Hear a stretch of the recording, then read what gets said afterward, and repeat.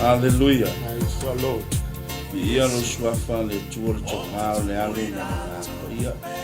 So swan maya le ia lo ngang pa ia le ia ala fol ino la upu ia fiafi taba. Ala le mana yo mana vo ngang venga le ia taba. Anga le ia ta ia tu le tua le mu. Mo tama lawa le ia le yaso le ia sa fe mai manga venga. Pa nau fo ia onga le tua ia ino fi le mu taba. Ia le whanongolongo le atua lau whanau le ia le fiafi tamba tele ni nganga ai aima le tua mo lo fina ngalo le ala i lo feta la mai le ia ala la tamba familia le tua ia le awaniu wala mai le tua la hupu le fiafi tamba ono lo swafa Yesu antu gole bala awo tuai amen Amen. Praise the Lord. hallelujah. Ya, via le tua nga ngai fo faiva. O le manai o le manava o ngā venga i mori atu lo maota ma lo lawa i le nei afiafi.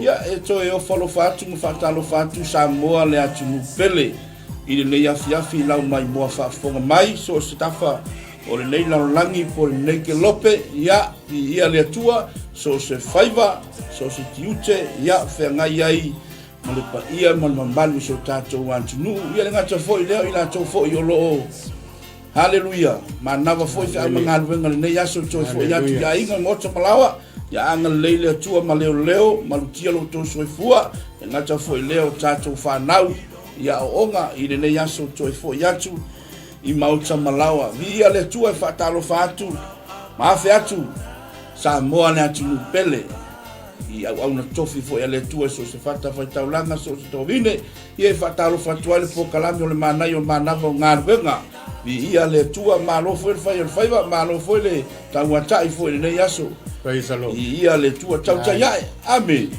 ia le tua fata lo fatu le tama fa tonu i le ya fiafia me se fo ile fa le tua po le masiofo ia fata i fo le tapo inga mau o le faletua i maota malawa ia o lo manu fai bo le atunu ia ia le tua i lau mai mo fa fonga mai sa mo ma lau sina mai ia o le wa ma fa tasi atu le ma va se lua ia ma le to fa fo ia le awa niu ia le tua fa talo fa tu lau to fa le awa niu ia fai fa sa fa talo fa ia malu le tu Fa talo fa tu fo i. amen Fa io le tato atunu a me se lava ina tu o lo mafai o na mau mai le nei a whaasalaunga. Ia o le fōua mai lunga o le tātou Paul Kalame Masani whatalo whatua i lausunga nai. Ia, le ua mawhai o na tātou e amata fo i leiva i tau o le vaiaso. Ia, mamoli atu ma whaatalo whatu i pa ia o le au whainga luenga titofia le tua. O mawhai o na maua mai le nei a manoa. Ia whaatalo whatu fo ia i lato uma o e ua mawhita mai. Ia me se lava i lato fo ia ua mawhai lava o na maua le nei whaasalaunga. Ia e tala noa lava tātou, ia tātou te tala noa lava mo se vi inga o le tua. Ia ai leo se vi inga o le tangata. Whatalo whatua i maota malawa whio lava o maua mai ai le nei wha moe moe. Ia le tua malona anga le lei lo o tau soifua maua. Ia me se fo iso ma ua ola moli mai. Ia ua lava le wha ua wina o le tātou Paul Kalame. Ia, te manatu na naipe o le au alu loe whaitapo Kalame le tusi. ia le tua Ia le tua. ia te tonu ia lau mai mo whaafonga mai sa mo ia sau se temi o na tatu o la ia nisi vaenga tau o tatu po Kalame ia la ili manai o manava o ngāruenga ai te tonu ia o le tua umatu le po Kalame fo i manai a fo i nei a uli ia o le vaa o le whanutanga le sa fo i sa au na tuai le sungan whapengainga ia Reverend Tito Luaiva ia whapea fo i le whatua ia tala ia me se fo po Kalame ai mainu whaftai fo i la tau fo i sa se fo i whane bua i le tai au ia e o mai fo i le nei taimi ia matu seu fo i whane va ai fo i le nei afiafi ia tai tonu la ia o lea wa ta pena ina le tatou manai o le manava o ngarvenga o le nei afiafi ia e tonu ia la fuatu le awaniu i lau tō whafo i le mata upu fo i o lea wa ta pena ia vi ia le tua te tonu ia te le lava se taimi tatou te whanongolongo ai i le upu o le tua ia le fekta lai mai o le nganga o le tua ia tu natu le awanoa le awaniu ia whasoa Ia, masalo e sili lo na tātou tā pena lo mo le tātou tā upu. pe o le tātou tusi whaitau ia na ua maua i le mātai o lona mata upu e tolu ia o lona whai upu e sifuru ma le 5 mātai o e tolu ia o lona whai upu e sifuru ma le 5 e whaaulu talaina na e whaaulu talaina whaapea o le tala inga a Ioane le papatiso. Amen. O le tala ina a Ioane le papatiso. Ai le fai upu le na se furu ma le 5 lea o le a o fai tawina atu. Hallelujah. A ua tali atu Yesu ia te ia, tu mai nei pe ia, awa e whaapea o na tatau ia te i tātou, o na whaataunu uina o mea tonu uma. Hallelujah. O na tu mai lea ia te ia. Ole pei ole tūlanga lea o lo au mai lungo le mata upu. O lo o whaatau ina ai lea le tala inga a Ioane le papatiso. Amen. Hallelujah. Ole tala ina a Ioane le papatiso. Hallelujah. O lo o iai le tāpenanga lea mō le ngā luenga tālai. E whaapea. Preparation for Jesus' ministry. Amen. Hallelujah. Hallelujah. E fua se tala loa ma se whaasoa e pei o se taimi manino. Hallelujah. E whaasoa e pei o se taimi manino. Moments of charity. Hallelujah. Hallelujah. Praise the Lord. O le tilo i le mata upu e au mai ai le fesili e whaapea. O ai o lo fea ngai ma le ngā luenga a tālai. Hallelujah. O ai o lo fea ngai ma le ngā luenga a tālai. O le mafu angale na o le ulutala tā penanga mo le ngā luenga tālai a Ioane le papatiso. Amen. Amen. Hallelujah. O le fesili la le nā ua tuina mai le nei afi. O te tari tonu o lo sila fia malava e le ainga o lo whaafonga mai i le neitu lama mai mua mai i le tala inga a Ioane o Ioane o ia o le papatiso. Amen. O lo o whapea it's John the Baptist. He's to prepare the way for his Messiah. Amen. O le moli mau a mataio e loa ai i le whai upu na a mata mai ai le tala. O loo i le whai upu mua ma le whai upu lua ma le whai upu e tolu. A o whai tawina e whapea. O na po ia na sawai o ane le papatiso. Ua tala i atu i le vao o Iutaia. Ua whaapea atu.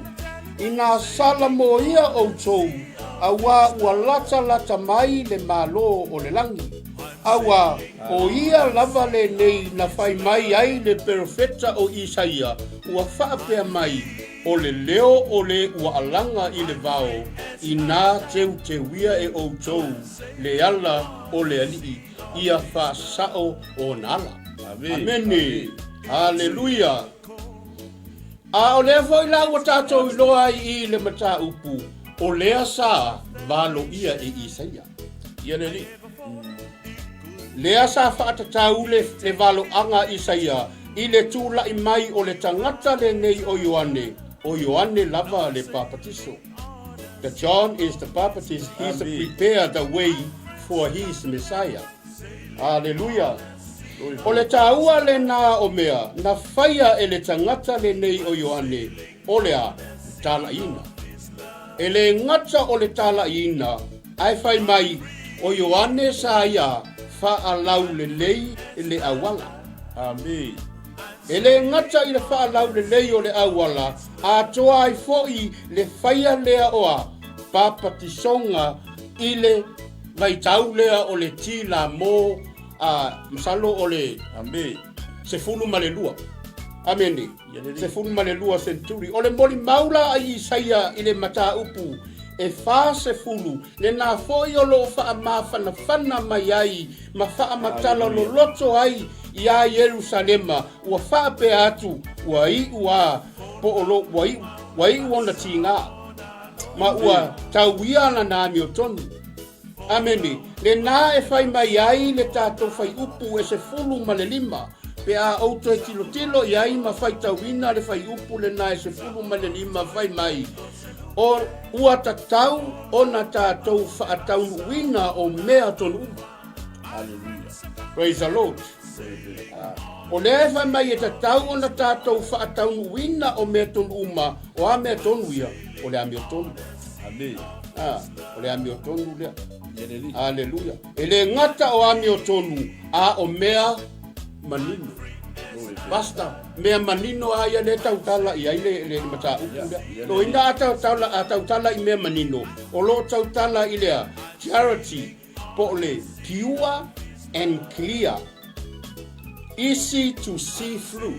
Amen. Amen.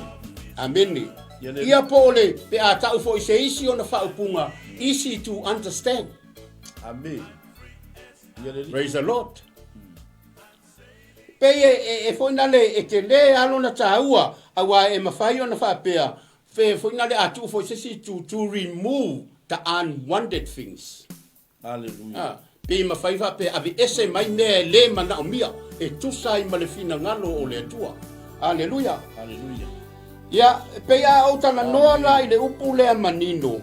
Ua o fai tau i le upu fo i le ta ua i le pokalame i le upu a Yesu. Ia o tau maua lea, loto mama. Pe a o tala noa i le upu lea o le manino. Awai, a e tala noa i ngā luenga a le tangata e ola. A le tangata ola. E fai mea ma le loto mama. Le alala le o le tangata e loto mama fai mai. Na te whaalau le lei le ala. Na te whaalau ngatasia le ala. O mea e ma omo ma patu o mea umana fe mea. E whaatumuina mea maua lalo ma whaasa o sa o mea pio pio. Hallelujah. Hallelujah. O le papatisonga la aioane. O lo o tala noa i lea. O lo au mai e le winga o le salamo. Amen. Hallelujah. O lo au mai e le winga o le salamo. Na e maua umai tutonu o le mata upu. Mea uma lava le na. O le mafua anga le na o le winga o le salamo. Mo le sila fia mai. O upu ia sa faa o ngā ina e Ioane i lana tala inga i lea. I le bau. Amen. Fai mai Ioane, i nā salamo ia o tau i utaia ma o mai e papatiso lo o tau o langa. Nga nai. E ese le mā nai o le melea. Fai mai e to a tele i la tau na li liu ma papatiso ina. Ina ua whaalongo i le alanga lea a Ioane. I nā te wia ma ua whai atu Ioane. I au mai rola i le papatiso. Papatiso lo o tau o langa leanga. A vea matangata le lei. Amen. Pei o le mānai a le nā o le mata upu. Ai pia mānei fo pe lau whao ana a uru ta mata upu. Ia e mānei a fo i le whaima pasi atu i lau sunga. Ia o le a fo i se fesoa soani i lo ava abau leo te ava abau. Ai vi ia le li i lau whaponga ma lau sila mai Samoa. I oe. Ia. Ia le tua mālo ta pena le awani. Mānei a le anu o lo atu ki toa le i tamtau. Ia fia la sosoan mai o le ngano. Boni mal whaamau. Sau Ioane papatiso e alanga ina i salmo. Amen. E mai le mau le tuspa ia mai le leo alanga i le vau. Nā teu ia o teu me ala o le. Aleluia. E tele la mea i te tauna teu o mea mapue o mea ngawa, o mea o le soifuanga o lo ola i tangata. Amen. O le mea leanga sau Ioane. Teu le ala o le tu. Teu le ala o le li. Al manga ia la le mea ngā le whai mai a Ioane. E mai Ioane. E iai le muli mai a tia. E iai le siri atu i a tia. Wa Ioane aia. Na sau Ioane e tala ina le salamo. Sau Ioane papatiso i le vai. Amen. Hallelujah. Ai ole upu lea Ioane na sau noa Ioane. Fai mai Ioane. E lea o ngai a tia. Ona tala i manoa ona se vai. Hallelujah. O le whaupunga whaina na whaia Ioane mai. E sili atu o ia i a tia. Hallelujah. O Yesula, o ia na sau e papatiso i le afi. I le nanga pa ia. Amen. Hallelujah. A o saula awa ngai mai la Yesu e papatiso ile vai o Yesu chana. Hallelujah. Amen. Praise the Lord. Ile temi ya wo mona papatiso Yesu. Amen. Awa ole maule ole tono tuspa ia. Wa ole upo Yesu e au ina fa tau no mea tonu malaba. Amen. Hallelujah. Ole ala tonu le na papatiso a Yesu. Hallelujah. E au na fa tau no mea tonu malaba. Hallelujah. Temi ana papatiso ina Yesu ile vai o Yesu chana. Amen. Mai le tala tuspa ia. Hallelujah. Wa manole langi. Hallelujah. Amen. Amen. Ua fa pepe pepe ilunga le ile lupe le acha le ole lupe ole sipo laiso le ngang i ole tua le acha ole lupe. Amen. Hallelujah. Tele e sipo laiso le ngang pa ia ole noe le afi tale noe le matangi.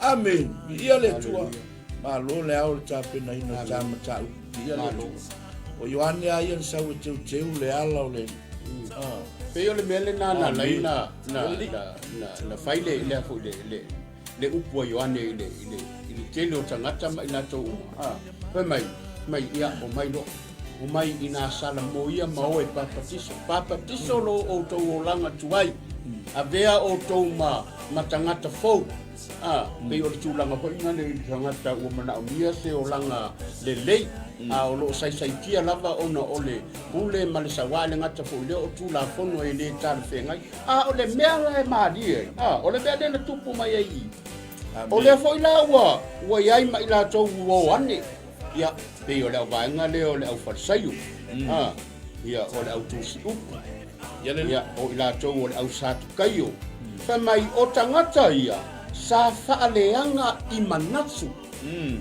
sa faaleanga i mea e le lei o lo tau mawhai e li liu ese lo la tau talitonunga le la e iai awa o le la tau manatu pau atangata e mawhai o na whaia mea na o le atua ma perfecta. Amen. Ameni. Le ala fo la le na o lo la tau whatau te na iai lo la tau mui o le whai upuleanga ia e manatua fo la tātou e whai upuleanga ia ua e whai upuleanga fo ia lea i le atua. Ameni. Ai o lo o la tau tui la Ioane i fesili ma la tau wha masino o la tau wha pia o ai la oi. Amen. Ele o le kiriso ea oi ai fa mai na whai atu la ia leo Ioane le ai le ua o le kiriso ai fai mai le tele o fesili o yo longo winga la o oyo area. Amen. O oyo se perfecta fai mai o ane o au o le leo lo alanga le bau. Hallelujah. Praise the Lord. Glory be to God. O la unga luenga o le whaalau le leo a wala e fio mai ele. Praise the Lord. Amen. Tusa a tātou tala noa ia nganga ia i le manatu lea o le tāua o le ngā luenga tā lai a Ioane e le ngata ina tā pena mo le taunu mai o le Mesia o lo tā pena mo loto i lātou uma o e mo li mauma mai moa masila i ngā luenga o ia whaia lea na tātou wa ai whai mai le tala le tusina toa tele a i lātou na liliu ma papatiso i. Amen. O le mea la le na fo ina le e malie ia o le ala ua iai matangata la ia sa whaatau te e ma o lātou manatu pena ia ua fia ua mailo fo i ma lātou pe ua maua le melena ua fia muli ua fia iai ki tonu o le papatiso nga lea a whai mai le tala a Ioane o le muli mai ia tea o le tangata le na le sili atu ia le li. Amen. Amen. Ia pe ia na tātou loa tele a beo tātou te whaalongolongo fo iai mai ia e sili atu ale tangata e sili atu muli mai i lena mua mai. O sa o lele ale nātu talai. Awa o le tu sa o ale porkalambe lea. O le avatu sa o a e Ioane. E le o avatu e Ioane so na nganga pepelo. Pe avatu e Ioane se nganga ngatia. A o lo avatu sa o a Ioane. Le mea na mafu ai. Ona soifua mai le lalolangi le o le tape na ina lea o awala uma mo le fio mai o kerisa. Amen. Ia le li. Pe ori, pe a tātou wa ai e le papatisonga a Ioane. E fua ale ngā luenga a Ioane ia Yesu. Le fo ya lan tato va ai le mena mana o ai io o le ana fai mai lo Yesu ia fo ine te lai lo Yesu ia Ioane ia fai rola unga ruen fa tiso mai lo lan tato va ai le bele na ia Ioane fai mai Ioane na tele ma fai ona ia pa tiso ina ne fai le ala mau ai le tato mata upu ko le fo ia mau ai le tato manatu le fai upu le na se fulu ma le limba fai mai ona fa apea tu ai le Yesu ua tatau ua tatau ia te i tātou ona whaataunuuina whaataunuuina me tonu. Amen. Ieneri. O lae tala noa Yesu awa o lea ua iai le manatu o Ioane le papatiso e le mawhai ona ia whai ale ngā luenga lea. O le ngā luenga lea sa tau ona whai a Yesu awa o ia na o le whaataunuu o le whaamoemoe. O Yesu lona whaatuatuanga e whaataunuina le polkalame. Lea lai whai atu ia Yesu. Ai whai mai le polkalame le na Yesu lea na whai ia Ioane. Whai mai. Awa ua tatau ia te i tātou ona tātou whaataunuina mea tonu. Amen. Hallelujah. Na o lola le taimi na ua pāpatiso Yesu. Ia o le ale mele sa ua i tonu le tamtang.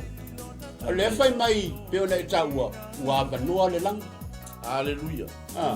Ya, o mele na o le ala ua mafua ai o le fitalai Yesu ina ia whaai loa ai le mea tonu. Lea, avanua le langa. Hallelujah. Ua pongi sama ua. Mo tato wa ai na ngā luenga le ale ngā ngapia. Amen. Ua i loa ai e tangata e saoa o Yesu o le alo o le atu. Ia lea sa ia i la tau o lea sa whaatau te ea i le pulkalame lea. Ona e le o fia e ai ale nga fo ile na nai ele ele mana o lava fo ina le ina ia maua se pe o me fo le mo sa mo ele manga mo se la sa lau di mis pa e fa pena ale winga le o le tanga ia le la ga ki fa pe o me fa so a tupu ne yo na po ia o le lava sa utono po kalame o me sa tupu ia ona o le lava la yo o mai nei vai taimi o le lava fa awa le winga le o talata ya awa foi pese I foi o le tulanga o le o langa Samoa pe ya le sa fa longo tu fa mai te le in the base mai le o langa Samoa I mai sala ya pe o tulanga le na foi na le ma foi la na fa pe po kala me me ta te va ayeti ya to ai foi le fio la e fa pe ona o sala lu sa mata mai ele po kala me male o langa tau fai mai o Samoa ia ai tu lau sua ngai ma lo fa so ia le tua ngai fo fai va le manai o le manavo ngaruenga e mori atu I lo maota ma lo lawa fa talo fa tu ia ila to uma lo pale mai lunga tato po kalame o le manai o le manavo ngaruenga ia le tua le fa mano ino fo o le tani fa lo longo ai le upo le tua se le tato po kalame ia le tua mana ia tulanga lea ua e whaasoai ma e tufai lea wa niu ia le tua whaatai fo mo le tāpena lei o le manai o le manavo ngā ruenga I ne ale tā upu e wiaro taloto lea fiafi whaasoa mai o lau tō whaafo I le mta upu le tāpena ina pe mai lau tu tāpenanga mo le ngā ruenga tā lai ia le tua pe o le tu le wa au mai ni tamata upu tapenanga mo le ngaruenga tala pe fo ina pa tapena I Ioane le papatiso mini sau teu le ala o le ri sau alanga ina le salamo pe o le aunga atoa lava le na sau ai Ioane le papatiso e sau teu le ala o le ri amen ava ai fo ila le tulanga pe a tala noa I le ata o le vai pe au mai sisi tu ia a pia tala noa le vai o le ata a to le vai amine le ia le baptiso ngale o le ata o le tanu mia o le tangata tuai amen pe ila le mene na e sau noa amen le olanga uma le anga o tangata aleluia e o fo ia ta to ia amen aleluia ta to te o uma ila lo I fole o le vai o le baptiso Nango le mele nga sa wa Ioane o mele temi nei o le alanga ina le salamo le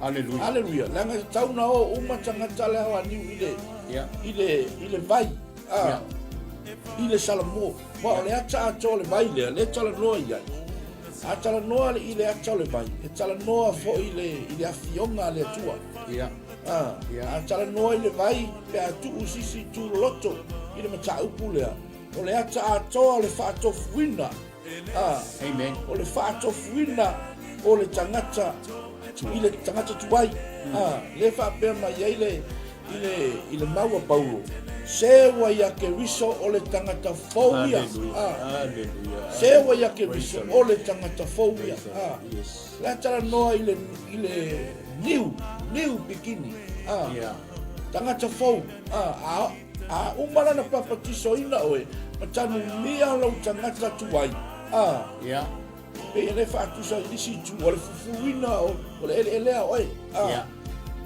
ia le tua o le ala le whaatofuina oe lau tangata tuai tanu mia lau tangata tuai ai ali mai le tangata fau le mana oe le tua amen mera le whaupunga le a Paulo sewa ia ke viso o le tangata fau ia pe mai a uta ua mavae me tuai a ua whaafauina me uma amen e kauma whaafauina me uma e ia le mele le te sau no ai le awa niu tamata upu Ioane sau e teu le ala o le ri wa umani me o fale Coca-Cola ya o le akalea le atalpa no whaatofuina le whaamagalui o tatou anisata e fu e se hina ele tatou e lelia le tanu mia o le tanata tuka ia pasi atu le awana o le stoi mena na i lau sunga whawhenga i whana le atala noa i le mele o le tūlanga le a whana le ta ua i wane whale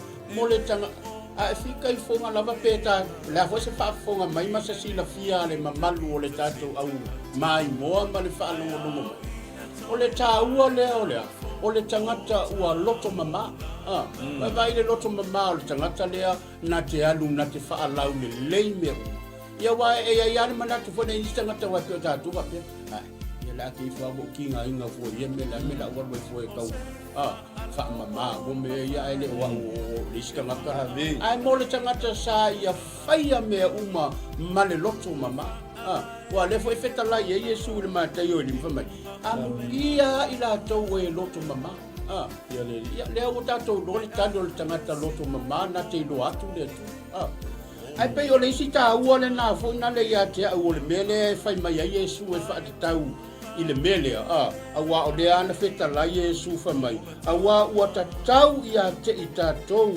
ona fa tau wina mea ton uma hallelujah it will be done for we must carry out all the requirements hallelujah amen e pe o la tala noa mai ia Ioane o mea taua ia e tauna fa taunu wina le papa tsonga fa taunu le papa tsonga o lona li faola o Yesu Keriso e pe ona o fa yatu o Ioane o ia lea sa fe ngai mananga luenga tala i mo Yesu amen o le tangata na filifilia fa pitoa e lea tua e awala mai i ona matua ia le fo tatou loa matua o Ioane ia pesto ino sakalia ia masido matua le saketa o mea uma ia o polo kalame a le tua e le tei la tupu mafmene wa e iai no na mafuanga le foi la e moli mau iai le tangata le nei o Isaia peano fai atu ki la mole na e se fululua le mau e tono Isaia e fase fulu se sa ili fuala utusi le na amen oi le tusi le na le Isaia le na e fase fulu na o lo a mai e fo i le tu sa o lai ta u mai e na e Isaia o le fatu a fai loa i e Ioane e mata utia ia mea tu sa mea la ele i o mai le na balo ia le mo fata uina le taimi le o Ioane e taula na ilo ai fo e tato soli se o mea le tuari o mea mo ia ele ni mea o na le pepe mea sa oa ai pe o le taua le na e wai pe o fai upu ia muli ia le pol kalame wa o le la na fai mai sa fai atu a Ioane ia Yesu ele ma fai ona ia papa tisoina ia te e fa mai Yesu fai na tau na fai e tau uma ia fa tau ina ai mai lo ai mea moni uma lela wolo ina papa tiso Yesu fa mai wa manoa le lang Hallelujah. ele ngata ina o le si ufofonga mai le langi fai mai lo uata di pele le na ia le tua. wa o fia lava ia te ia o tau whaalongo ia. Amen. Hallelujah. Hallelujah. Pei o le winga le nā o le tala inga po o le tape nanga o le ngā luenga tā la ia tangata le nei o Ioane. Ina ia loa ai e tangata uma ma tangata e ei lau farisaio ma lau tusi upu ma i lato uma o e sa whaalongo longo iai. E uina le talito. Ai mai na papa tiso ina i lato uma. Ona waia ai le nganga o le tua ia te. Ia e pei o. Amen. Ia le tua. Ana lu fa soa. E yo tu langa le e ta ua le tila mo. Ia. O ile tanto lungo le au skola ma le au. Hallelujah. Ile wingo le tila mo. Isa wai inga iai. Amen. Tau sanga lu mana il fa na mai o Mesia. Le tila mo. Amen. Hallelujah. Tomo wingo. Pasi hallelujah se lau tau sanga. Amen. Ia le le wale wito modi na ole tila mo tau sanga lu mana I fa na mai o Mesia. Ia le tua o le wa e tala fa va tiu le awa niule il mata po le mana yo mata po si toi fango fo ile a ingo le fa tua. Hallelujah. Ile tape nanga mo le ngal wenga fa tala. Ia le tua e fo le la bona le nei taimi le awa ni. Lama tasi lea misiona I te tonu le ngalu wenga lea tua. E ta tau na iai ni tangata eo e ta lai le fina ngalo le tua. Amen. E o le waka me ia te isi a kwa ikua le. Alua. E te tau na ta pena ina tangata ta lai mo le fina ngalo le tua. Pei foi na au mai e Ioane le whata ta inga. Aleluia. E leo I le wa alanga I le vau. Ina teu wia e utou le ala o le li. Aleluia. E ala I le salamo ma le papa tiso ina. Aleluia. I le vai. Aleluia. Mo le whamangalo ina o angasala. Amen. Amen. Amen. Ai sau Yesu. Amen. Toi pai ai. Ai sau Yesu. O ia e papa tiso ina.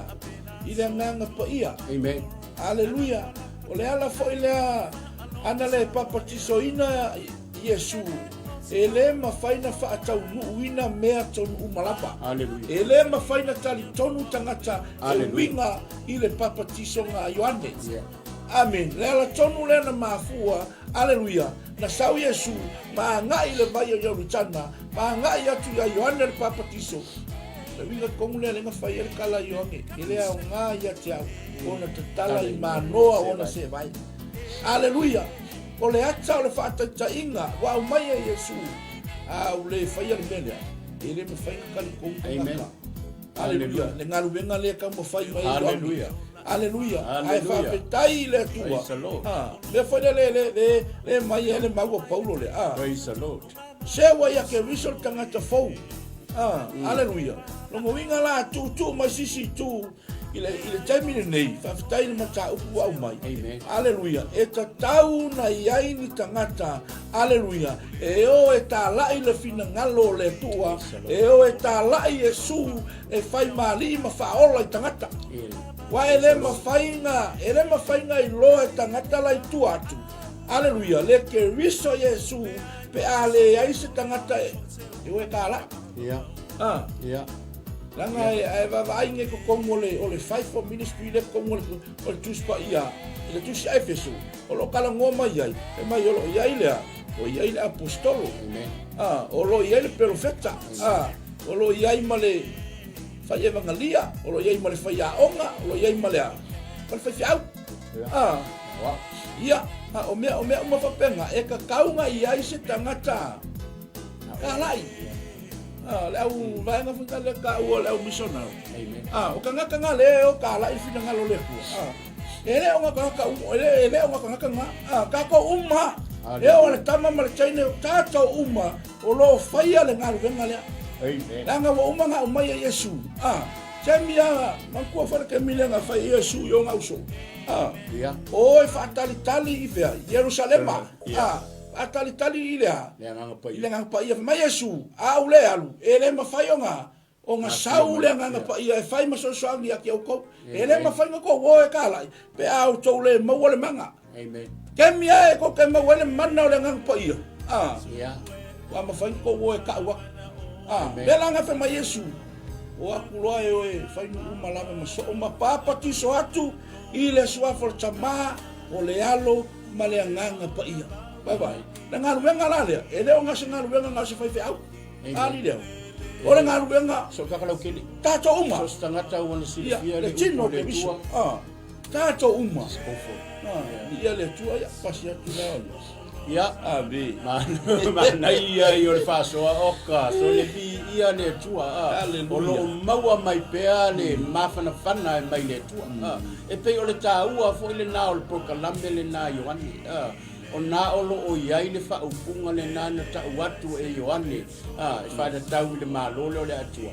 o le a maua e o tau Yerusalema le mafan fan amen a fai ai fa tau nuina le mele wa le na feta la Yesu a mai e ao ma ua tau ia te tatou ona tatou fa tau nuina e fa ai loa atu le meton wale lea o lo mana o ai ia Yesu ina ia i loa le lalolangi pei o na mafa soa atu ai. Le tāua le nā le whai upu le nā le tātou matau. Ina ia tātou wa ai i ai i le winga o le whetalainga a Yesu. Lea lava na uma loa na tā pena mea uma ia na mana o ai Yesu e whaatino i oane. E ala le papatisonga. Lea lava na tātou, lea tātou te whaitau i ai ma tātou wa ai ai. O lea na tātou wa ai atu. Ia e o foi la le au so. Ua fefe ma tete mu le au so. Ai sea, ua fa wala to wa ia tu wa vanoa le langi to e sau ma le si ufofonga mai le langi. Amen. Wa matua i le tani tonu wa fefe.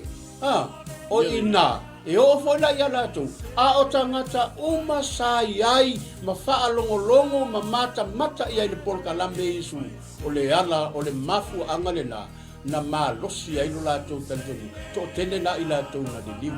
Ona ua mea la ia wa manoa le langi o fa tātou pe a le va ai se i se mea e le kariton wina ia le taimi ia fai mai na va ai wa manoa le langi wa sau le anganga pa ia to e sau ma le si ufofonga o le ala le mea la ala ionga le karikong o la wa kele moli mau wina ai tangata uma i le matautia le wafia mai le ala fai mai ai na maua ila tau le atu vale male popole ai fa mai wa feta la yatu Yesu ma pa yatu ya te ila tau au atu te atu ia le wa fata unu umeto me ala ia le sa mana o Yesu ina ia sila fia mai lo tangata o le taimi ya le pa i mai fa au ina ai no le paptisonga ia na ba ai lo le ia lo la langi me ia le la wa ba ai o ina tātou te loa le matautia o le.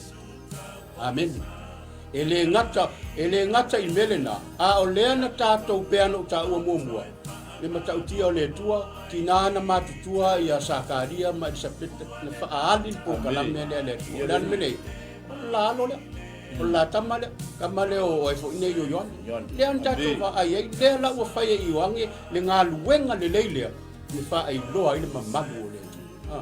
Ia muni ala sa iai la tu sa tuina le fata te e ama pe e ama na ia le afio mai o Yesu ia o la ai tonu le tuspa ia mena ia pauali meia ia tātou maua mai ai se mea o ngā ea o ina i tātou male tātou sa valinga mo le tua amen ia le tua rati pia o ma ue fai ama pasi le maa polo aleluia malo le pasoa malo fo le tua i lau mai mua whaafonga mai sa moa le atu pele e mese fo i le aingo le tua. Ma ngai fo fai ko le manai o le manavo ngā ruenga, ma lo fo i le tauatai, ma lo fo i le pale, ma lo fo i le o le sa i le yaso. Tiuche ma fai ko amla sino le yaso, tonu fo i ia.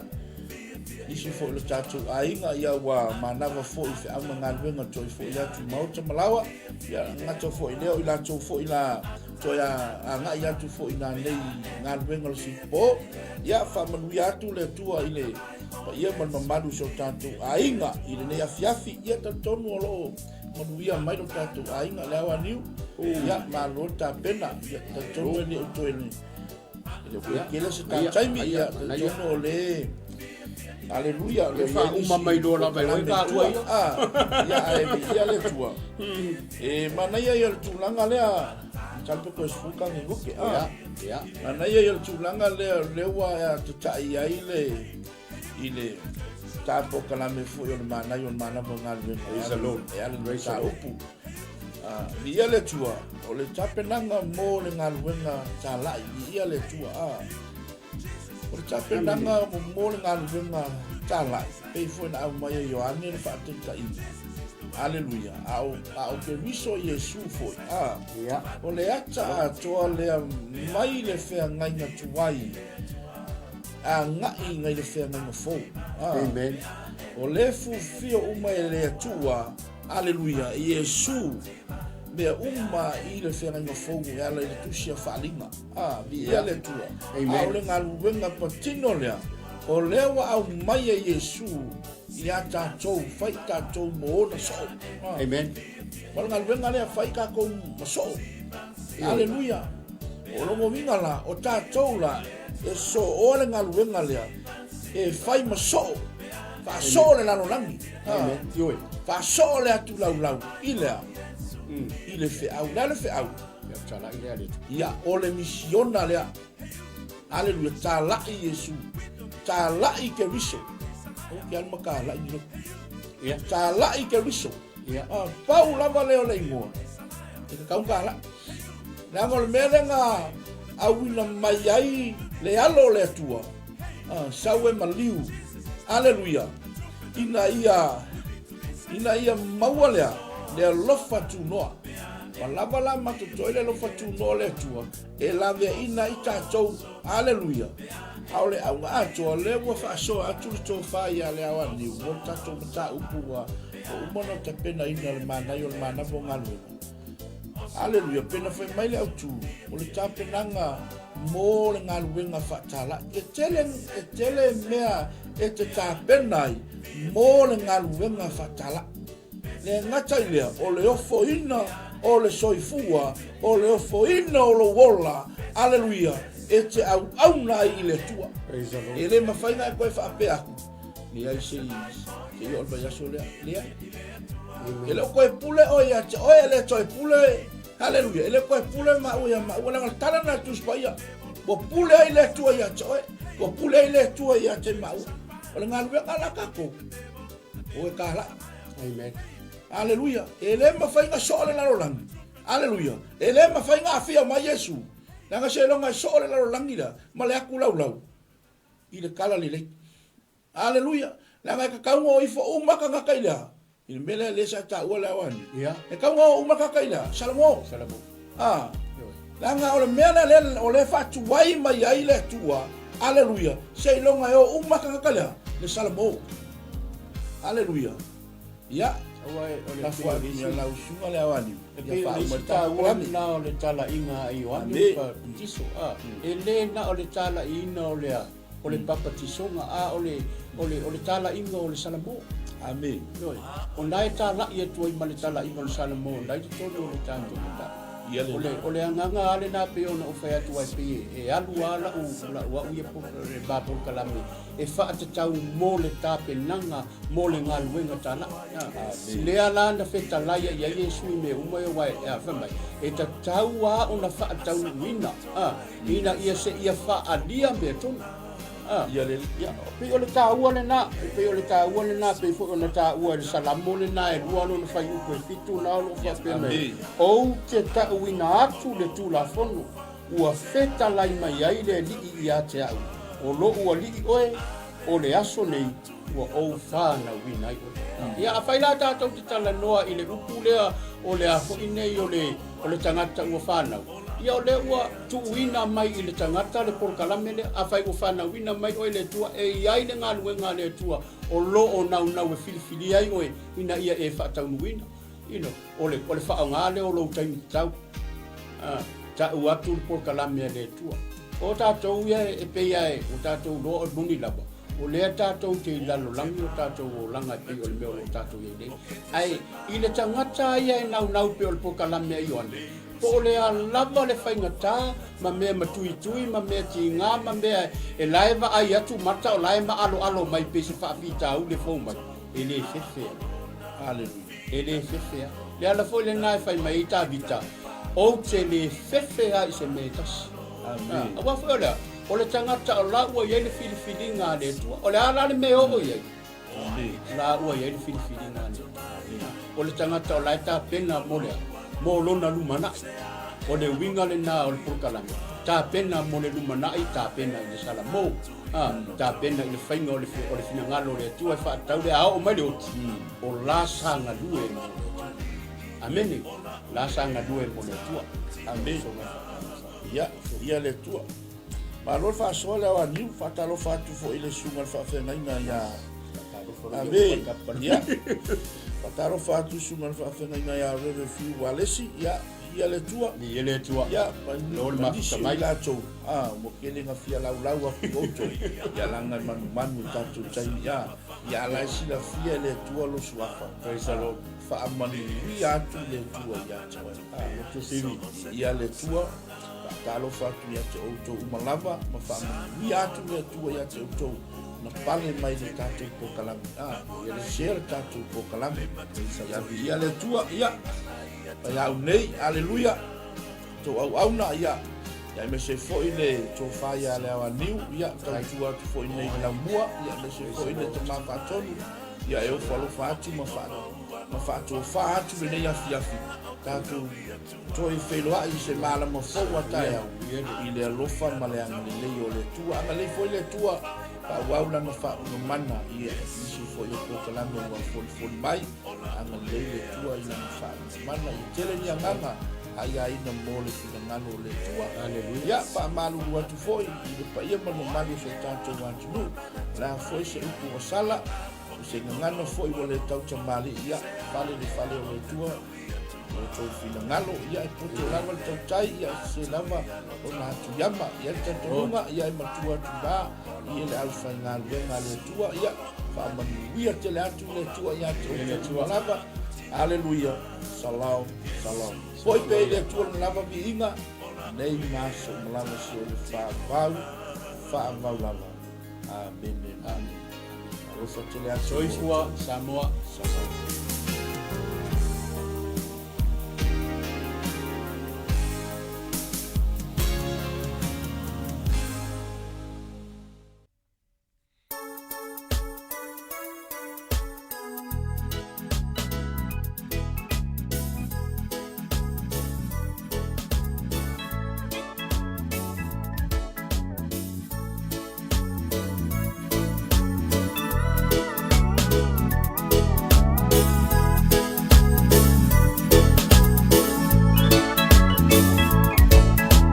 happiness and joy, it's in my life tonight. For the first time I feel everything's gonna be alright. For as much as I've found what dreams are made of, now I'm sailing on a sea of His love. My friends are gonna tell you I'm sailing on a sea of His love. I'm sailing on a sea of His love. I'm free as a dove. Now I'm sailing on a sea of His love. It's a miracle that Jesus placed in me. The truth that we share, I never thought it could be.